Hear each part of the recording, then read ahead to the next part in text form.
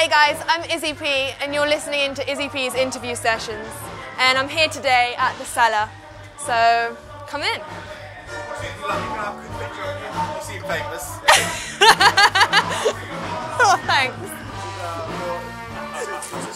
I don't know what's for. Oh, So sorry. this is where Izzy's interview sessions. I don't care about Izzy. We're straight up, yeah. We're going in and into Silecta. I'm Okay. sorry. Are you going in?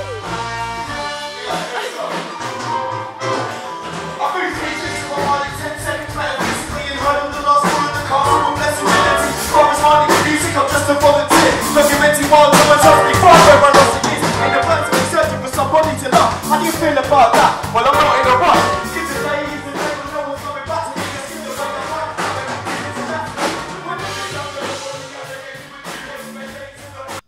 So, I'm here with Silas, aka Silecta. Yeah, that's me. Were you like born in Oxford and you're based Born in and Bristol? raised. Yes, born and raised in Oxford, and now I Okay. live in Bristol because I go to uni there. Yeah. And 2014 has been a big year for you because you won the Gold Award for like the best programming specialist show at the UK that's Radio right. Awards. Like how did that feel? That was amazing. Like I said on the day, it's a massive blessing to be kind of granted an award for something that you just love doing, Yeah. something that you just do week in week out of your own time, because it's something you love, and that's And you're amazing. awarded for your show Eclectic Sessions. That's the one, right? yeah, Eclectic Sessions, yeah. And like when was Eclectic Sessions conceived? Like how did the whole idea come about?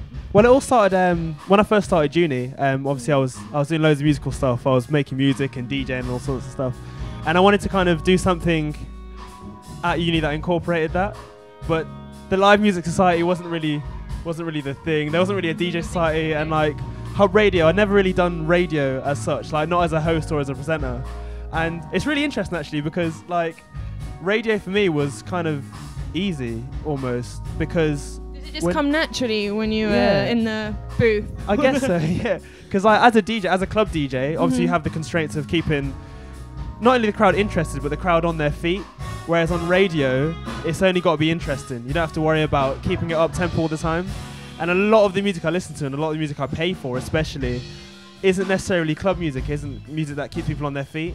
And doing radio was like the perfect platform to actually showcase that music. And Also, because you like, radio, you've got a blog as well that everyone should check out. It's Eclectic Online, is that right? Eclectivity Online, Eclectivity Online. Yeah. And I was reading that you did a feature or a program on Boy Better Know. I did, yeah. That was my most recent one, really yeah. Interested in grime, right? Because Yeah. you've got history with grime, don't you? Oh, incredible history, yeah. It's a musical genre you really like, am I right? Yeah, Because you used to definitely. like be part of a grime like collective, I didn't was you? part of many back in the day, yeah. Well, I met what was it?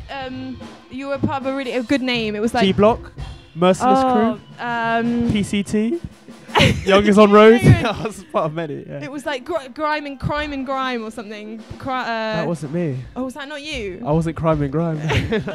Anyway, but like, does that still, because your radio show is eclectic, right? Yeah, So that's a variety of sounds, or Exactly, is it? yeah.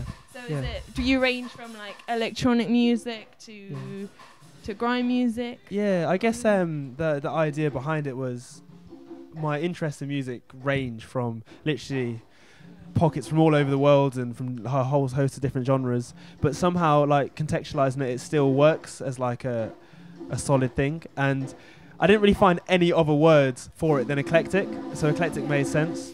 And with regards to my interest in grime, like wow, I could go on about grime for ages, but as a kid, like I was always really into music just naturally, and I started DJing at like 9. I started like MCing at about 12. Wow. And I was always really like frustrated that American hip hop was what everyone in the UK especially like looked to. And don't get me wrong, American hip hop's great, but it's not something we can directly relate to as such. And so when grime came about, I grew up listening to garage as well. That's very, very important.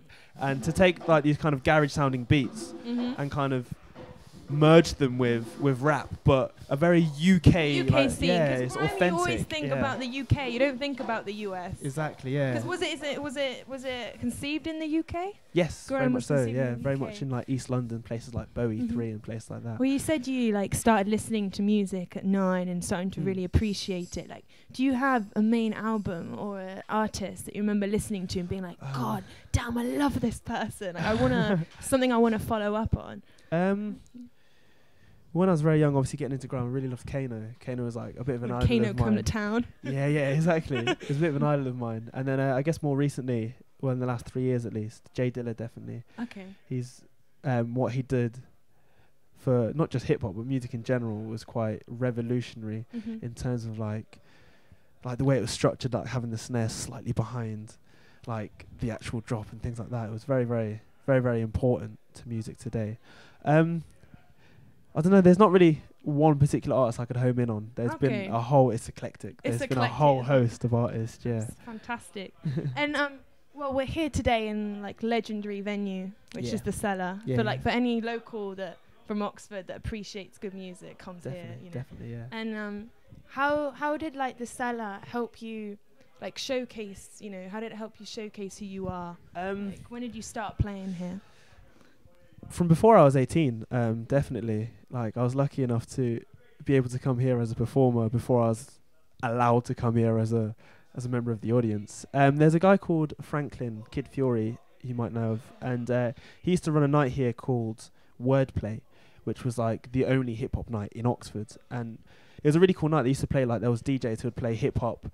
Well, Franklin particularly used to play hip hop throughout the night, and then right at the end there'll be like a big cypher where all the hip hop MCs in Oxford would just come together. Everyone jump on the mic. Everyone would do 16 for 16, and I kind of knew Franklin personally from when I was like really young, and he obviously was aware I was an MC and said, "Hey, come down to my night."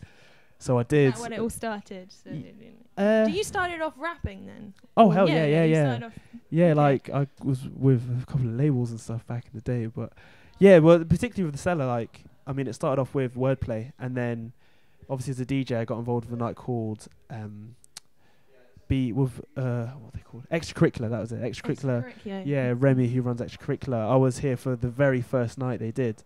It's a funny story actually. I met him in McDonald's. Yeah, I was in McDonald's and I was doing some branding It's a for great some meetup place, McDonald's. Yeah. I was on my laptop doing some Photoshop stuff for some musical idea I had, and he just overheard me talking about music and talking about Photoshop and stuff, and thought, this guy sounds like he knows something. Yeah. So Remy started speaking to me and said, "Hey man, like, I'm doing this night. I don't know if you know anyone in Oxford who'll be into it." And I was like, "I would be into it." And so he gave me a spot to DJ here, and I Brilliant. DJ'd a lot here. And my launch party for my album that I released, especially, that was like one of the best nights of my life. So this place has got a lot of history. A lot of history. My name. And you said it was a home when we came in. You're like, yeah, this is home. Exactly. There's graffiti everywhere here. My name is all over this place. Like, every time I come here, I get out a Sharpie or a sticker or something. Yeah. And it keeps changing every year. I swear they redo it. Yeah, they do. And I keep having to restamp my name. Yeah.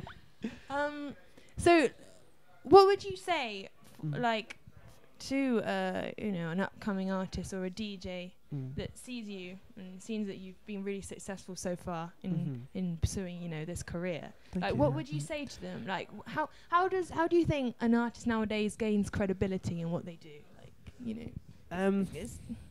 It's a real blurry line, I think, because Yeah. artistry is very tainted by like media and attention.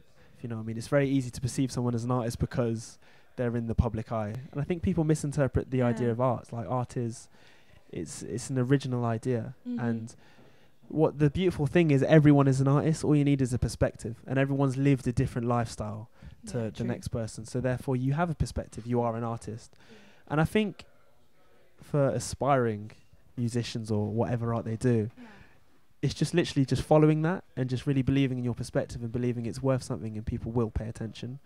I meet so many people that say, "Oh, I haven't done this, so therefore no one's gonna listen to me or no one's gonna appreciate my art." But that's exactly why people appreciate your art, because you haven't done stuff that other people have done.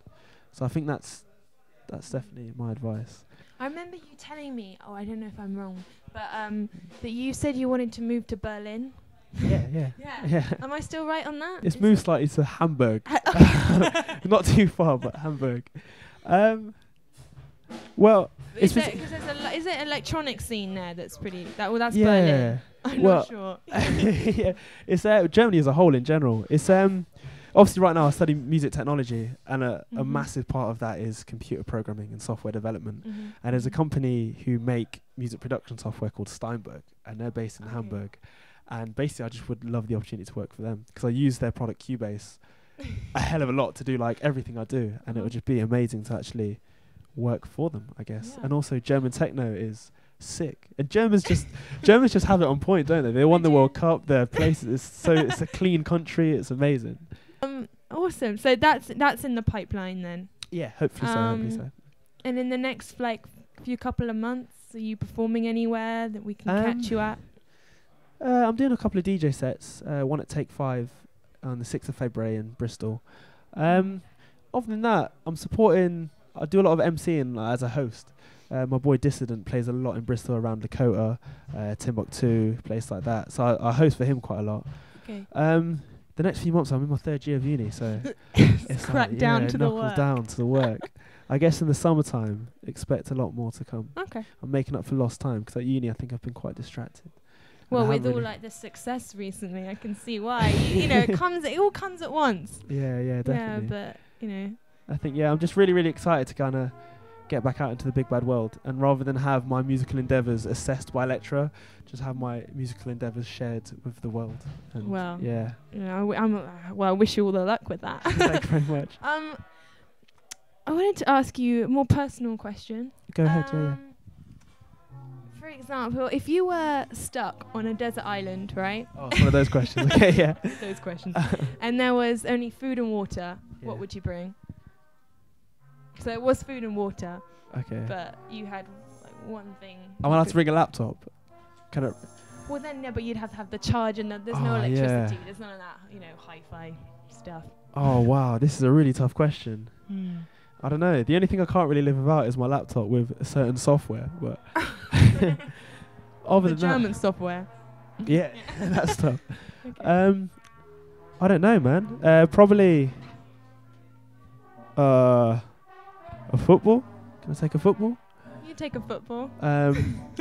Something. Pad and pen. A pad and pen, definitely. So that's 2 things.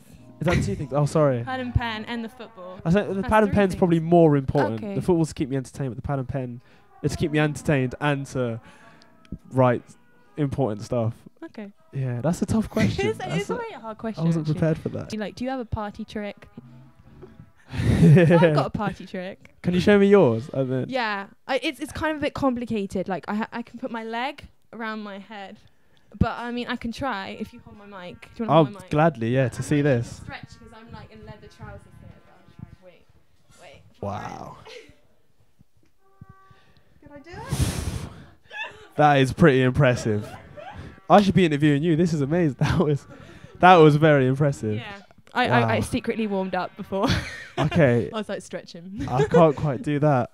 Oh no. Don't no pressure. Party trick. Or just something you do in general that. Every morning I do handstand press-ups. Can we see it? I guess so. Can't get up now.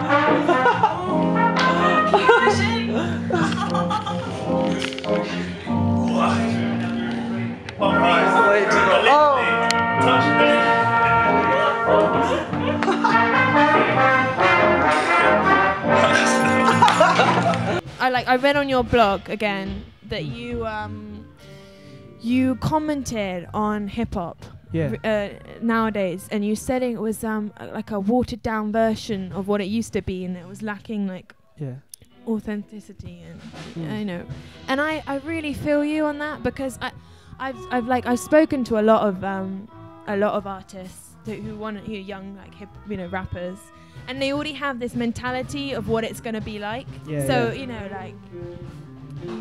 be involved in wild parties, fame, hedonism, and I wish it didn't always used to be like that. I don't know. I feel like there's a main primal focus on the lifestyle that hip hop involves instead of actual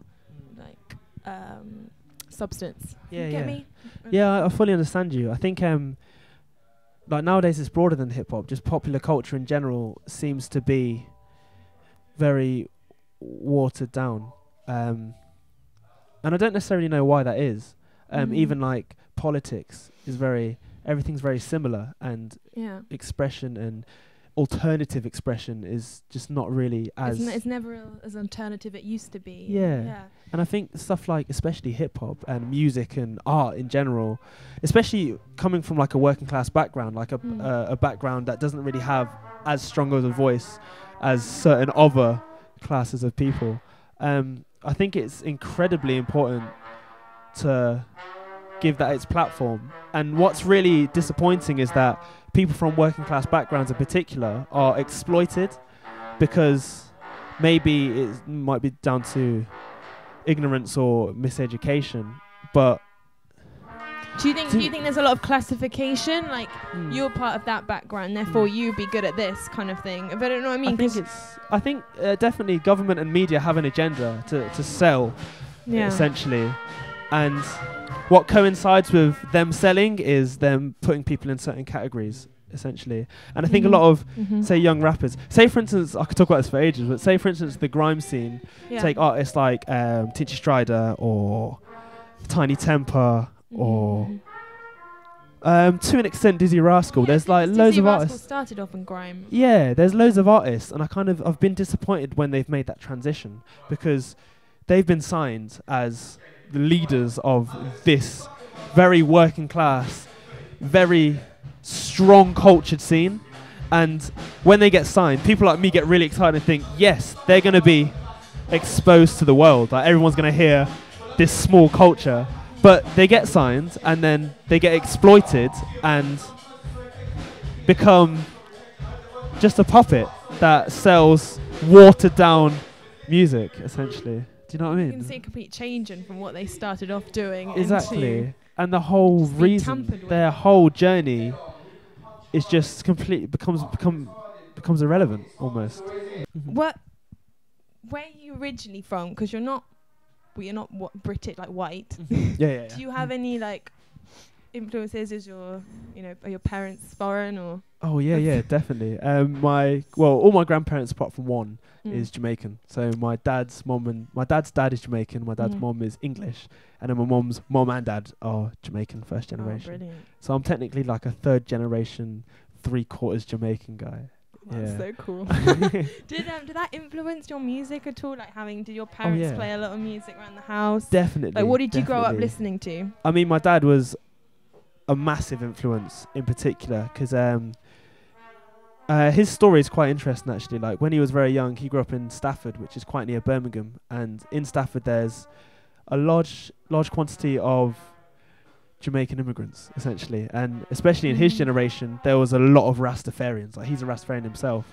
And the interesting story was that he had like a little crew, a little collective, and as you can imagine there was a large demand for music like reggae, dub, ska, things like that, things that appeal to that. Because they look at you and they're like, right, that person knows that kind of genre because they represent, Exactly, yeah. But there was nothing for them. There was that massive demand, but there wasn't like a supply of that. So my dad and his crew got together and applied for the Prince's Trust and was given a few £1,000, I think, which in the 80s was quite a lot of money.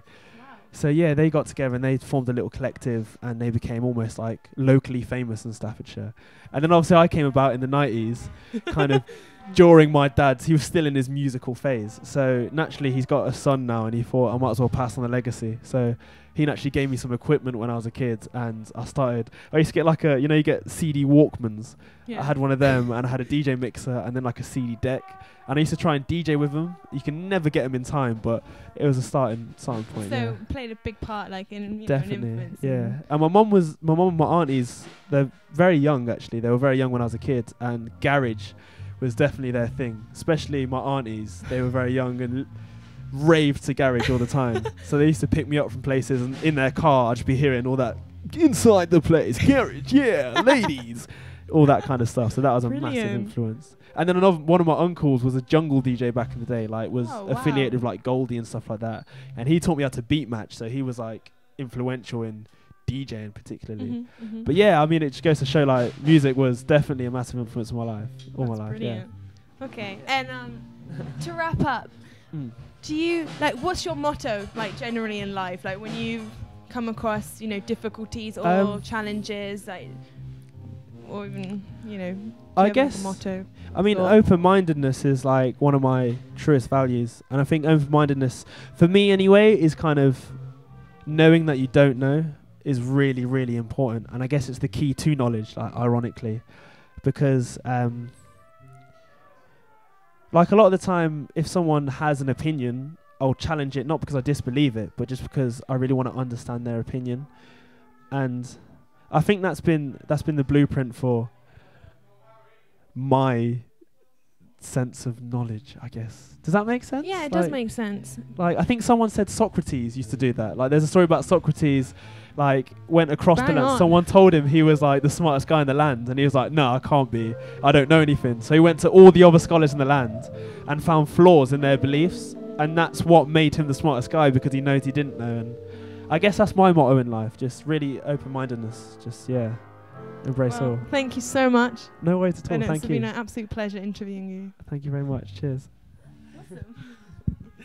Thank you. I can carry on asking you more questions.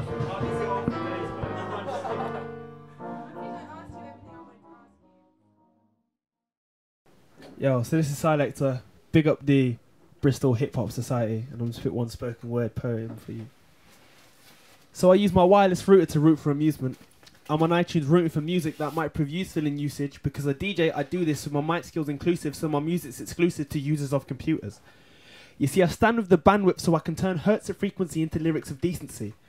I'd be eager to seek all the secrecy within this industry to then speak frequently on the reason beats that I've made easily on PCs. Because all we hear is watered down, so I can't concentrate anymore. Real shit is constipated in every form, like many doors closed to cause this deliberate privacy, said some idiots literally don't want us to intervene with our own thoughts. So who is God? I'm not being blasphemous, but even astronauts haven't sought any form or any cause. Yet many laws derive from scripts describing things that we're inclined to think. So maybe the Bible or the Quran is his own word. See, I played Age of Empires, and then I empathized with the emperors and their empires. It made me see slavery as nothing but enterprise, and then made me resent my eyes for seeing this catastrophe and appreciating the strategy.